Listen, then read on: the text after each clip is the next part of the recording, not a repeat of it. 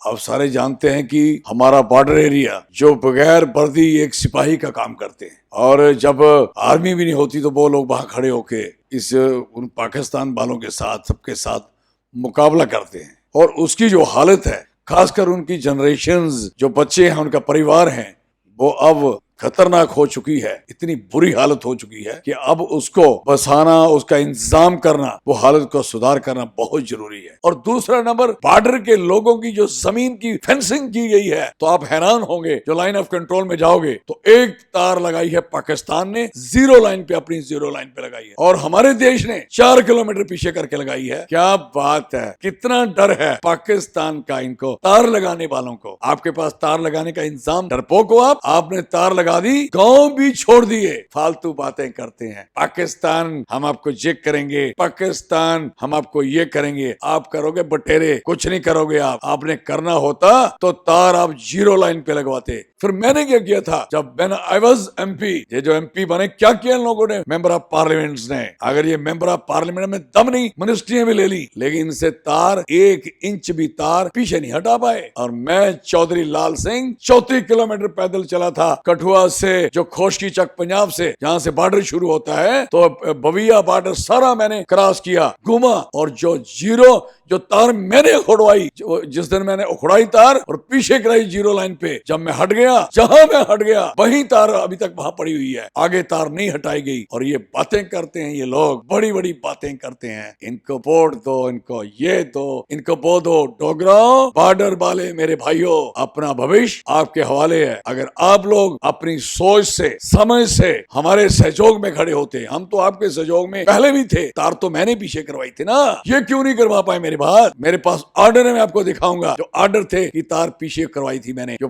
करवाई। और उसके बाद यहाँ जब मैं हट गया, जब मेरी सीट मेंबर ऑफ पार्लियामेंट की गुलाम नबी साहब ने ले ली, तो ना गुलाम नबी जीता, और जो जीता उससे तार पीछे हो नहीं पाई। बॉर्डर के लोगों ने तसल्ली से वोट दिए, हमारे कहने पे भी, और पूरे मोदी साहब की उस बेब में सारे लोगों ने सहयोग किया। आज रिजल्ट क्या निकला, क्या मिला बॉर्डर के लोगों को? आई एम सॉरी, आए बॉर्डर के एरिया पे चक्कर लगाओगे तो आपको कई अपाहिज मिलेंगे, लंगड़े मिलेंगे, टांगे टूटे मिलेंगे, बाजू कटे हुए मिलेंगे, जख्मी लोग मिलेंगे, और कई ऐसे शरीर मिलेंगे वहां जिनके अंदर बरूद, कई सिक्के उनके शरीर के अंदर हर जगह घुसे पड़े, उस लोहे की तरह अंदर पड़े हैं। और उसके साथ जब ये लोग असुरक्षित होते हैं, इनसिक्योर होते हैं, अटैक होता है, तो आप जानते हैं साल में कम से कम भी 3 बार ये लोग वहां से माइग्रेट करते हैं। उनके बच्चों की पढ़ाई और उनकी इकोनॉमिकल कंडीशन जितनी शटर होती है, क्या बताएं आपको, कितनी बुरी हालत होती है। अब हम ये बात बॉर्डर वालों को इतनी देर सहना नहीं देना चाहते। मैं एक फैमिली की बात सुनाता हूँ। पिछली फायरिंग में हल जोतने वाले जानवर मर जाते हैं, तो इस बारी फायरिंग में उनके पास एक गाय थी जो 12 किलो दूध देती थी, इस बार वो मर गई। ना गवर्नमेंट ने, ना सरकारों ने ऐसी फैमिलियों को उन जानवर खरीद के दिए, ना उस जानवर के पैसे दिए, एक्चुअल दे दिया रेड क्रॉस से पैसा। यू नो बेटर कि रेड क्रॉस का पैसा होता क्या है और मिलता है कितना है। रेड क्रॉस से उसको पैसे दिए जाते हैं कितने, किसी को 500 रुपया, किसी को 1000 रुपया। क्या नॉनसेंस है। I am sorry. इसलिए हम चाहते हैं, डोगरा स्वाभिमान संगठन कहता है, जो एक गांव है उस सारे गांव को एक जगह इकट्ठा करना। अगर एग्जाम्पल उसकी फैमिली उस सारे डाल के वो 1000 फैमिली बनती है, तो 1000 फैमिली को एक ही 5 मरले की जमीन सबको इकट्ठी करके वो बनती है 200 कनाल। 200 कनाल जगह जब बनेगी तो उसको 4 दीवारी करके गेट लगा के उनके साथ 25 कनाल 30 कनाल में मल्टी स्टोरी बिल्डिंग बनाएंगे, टाउनशिप डेवलप होगी। हम करेंगे। ये सरकारें फेल है, बॉर्डर वालों सहयोग करो, बना के देंगे। अगर आप हमारे साथ चले, आपको लिख के देता हूं कि आपके साथ जो टाउनशिप आपकी डेवलप होगी, एक एक फैमिली को दिया जाएगा एक फ्लैट, और फ्लैट में रहोगे वो आपके नाम पे होगा। और ये नहीं कि जब गोली चली तब आओगे, नो, आप परमानेंट वहां रहोगे। और जो आपको जमीन चलानी होगी, हल चलानी होगी, खेती लगानी होगी, तो आपकी फैमिली के जवान बुजुर्ग जब भी चाहे जाएं, लेकिन बच्चे बच्चियां जो स्कूल पढ़ती हैं वो इसी जगह, जहां 200 कनाल जगह होगी, आप फ्लैट के बाद जो 175 कनाल जगह बचेगी, उसमें 50 कनाल में हम सेंटर स्कूल या हायर सेकेंडरी स्कूल आपको दिलवाएंगे और साथ में आपको एक अच्छी प्ले फील्ड बच्चों को खेलने के लिए, खिलने के लिए, खुलने के लिए, बुजुर्गों को सैर करने के लिए, माता बहनों को घूमने के लिए एक बढ़िया करके एक प्ले फील्ड और साथ में पार्क बनेगी और अंदर ही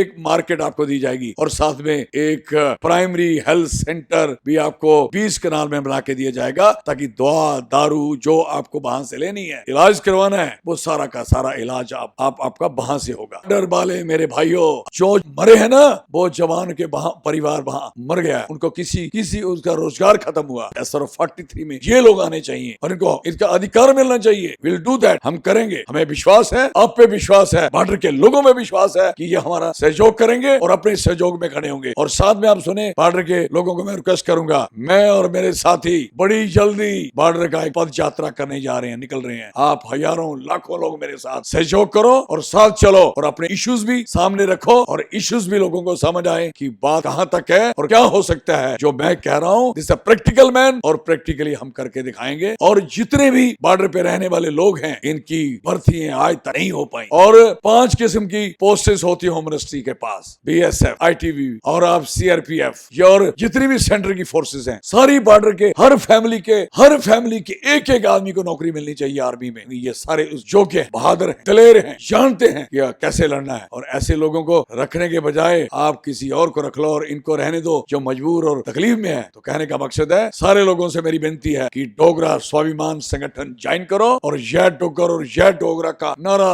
बुलंद करो और अपनी आवाज को बुलंद करो। मैं आपसे कहना चाहता हूं, जय डोगर, जय डोगरा।